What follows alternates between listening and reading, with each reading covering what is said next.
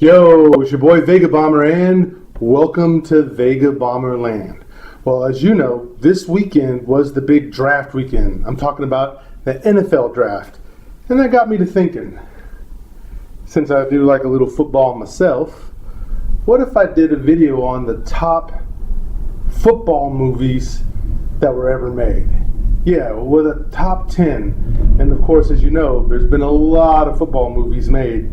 So that's what's coming up now. If you've been watching for a while, you know I like good character development. You know I also like good story. And I just like a good movie that just kind of takes you through a whole arc of a character. I mean, that's to me the basis of good movies. And so this isn't necessarily about the best football teams, but really how the action was depicted on screen using the backdrop of football. So to me, the natural number one thing for me is rewatchability. So some of these are really critically acclaimed, some of them are not. Some of these I have in my collection here, and some wouldn't be in my collection, but I do recognize their greatness. So let me get to it. Let me start with my honorable mentions, meaning that these films were good, but they're just outside my top 10, and there's several reasons for that. So some of my honorable mentions would be Draft Day, which came out 2014, and had Kevin Costner in it, and also Chadwick Boseman, who's going to be Black Panther.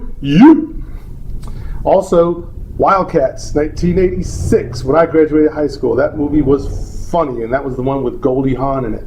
Another one was a very critically acclaimed one, The Program, and that was a very serious, very dramatic type take on the underpinnings of football, but once again, still good enough to be in my honorable mentions.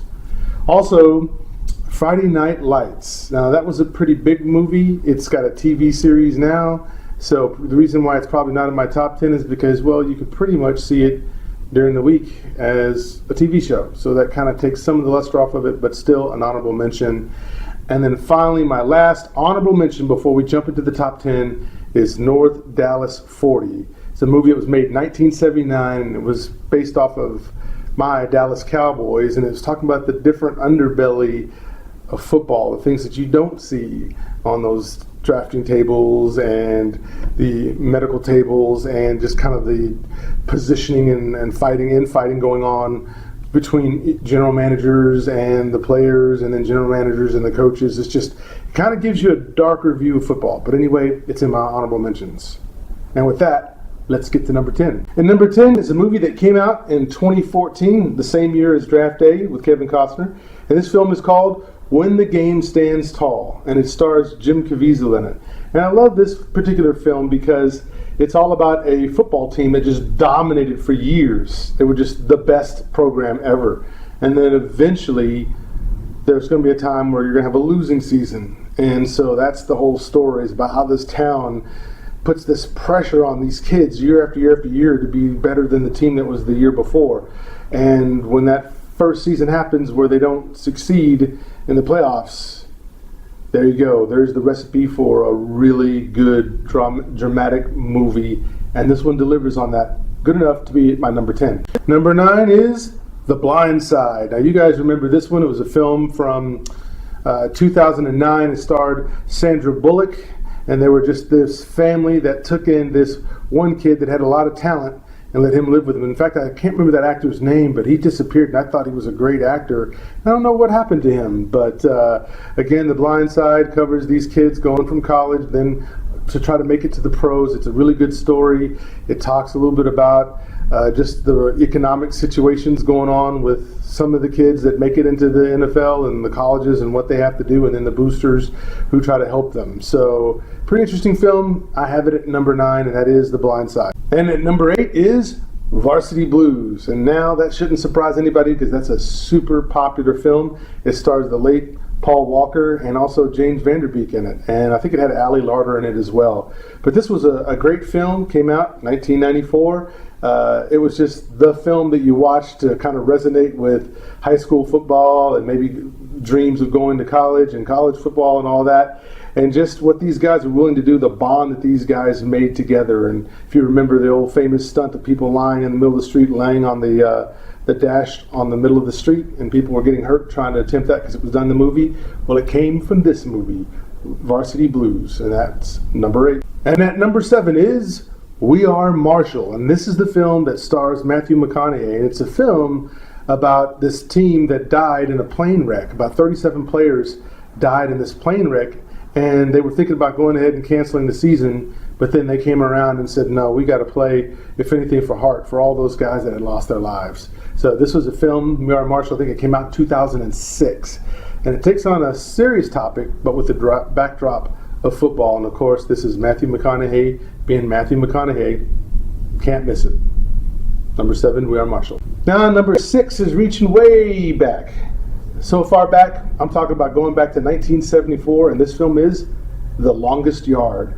And this is the one that's been remade about 2 or 3 times, but this is the one that has Burt Reynolds that I'm talking about. And so this is a film about this guy, Burt Reynolds, who kind of does some shady things, leaves his girlfriend, then gets put in prison. And then in prison, there are some guards who end up loving the NFL but never played, so they'd love to just hit the inmates. So basically, Burt Reynolds ends up heading up the other team that's going to play against the guards, and it's kind of like it's a comedy, but also a little bit of a drama as well. And it was pretty funny. So The Longest Yard's been remade. I think the newest one had Adam Sandler and Michael Irvin of all people.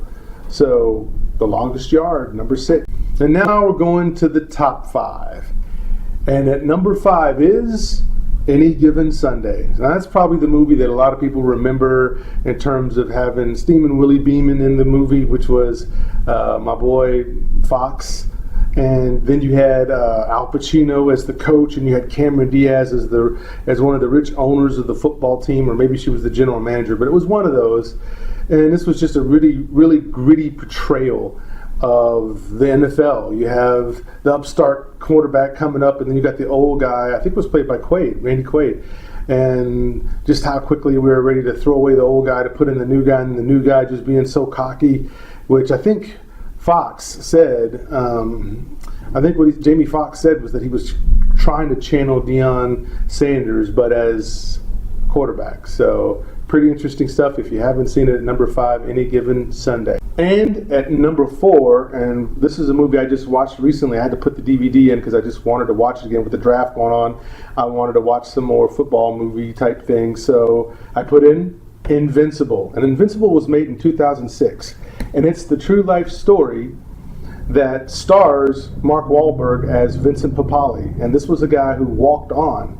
Never played college ball, only played a year of high school football, but he walked on because the Eagles are so desperate to get players and to get some publicity that they basically threw up a walk in and walk onto the field, and we'll give you a tryout to be a part of the Eagles, as a way to uplift those Eagle fans, because Eagle fans have suffered a pretty long time. In fact, they still don't have a Super Bowl win. They've been to the Super Bowl twice, but just never won. And they beat my Cowboys to go to 1 Super Bowl, so I still remember that. But that's okay, because we got 5 rings. I'm okay with that.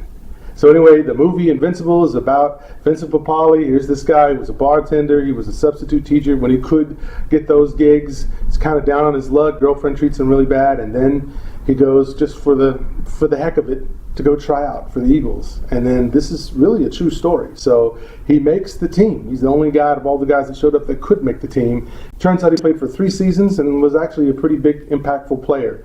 And so you kind of like those kind of stories. It's definitely a Disney movie all the way. But Invincible at number 4. And at number 3, another movie that has been made a couple of times, it's Brian's Song. And the one I like, though, the best is the one from 1971. It stars James Caan and, of course, our boy Landell Calrissian, Billy D. Williams. It's the story of halfback Brian Piccolo, who was blocking for a great Chicago Bears running back named Gale Sayers. This was before Walter Payton. Yes, Chicago's had several good running backs.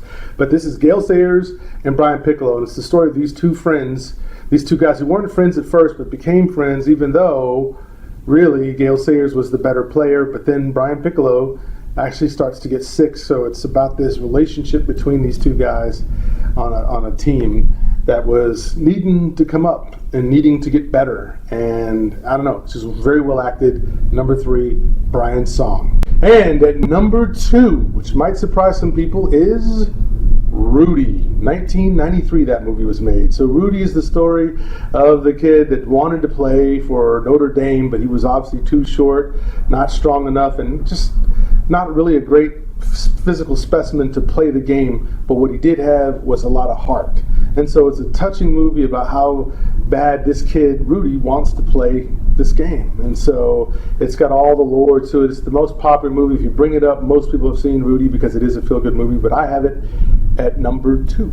And at number 1, if you haven't guessed it already, is the 2000 release called Remember the Titans, starring Denzel Washington. So yes, this is one of my favorite football movies ever, because it's not so much just about football, but it's also about just people coming together, getting over the racist thoughts, and just collaborating, and just beginning to see each other as people, and just, hey, this is a game. It's supposed to be for fun. So let's have fun and let's just play it. Let's don't let this other stuff creep in that has no place in a sport that's all about a game that's played for fun. So Denzel Washington, as you know, kills it, knocks it out of the park.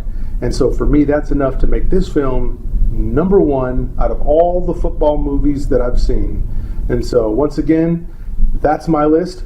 What about you? What do you think are the top 10? I was almost about to call it superhero movies. So many superhero movies.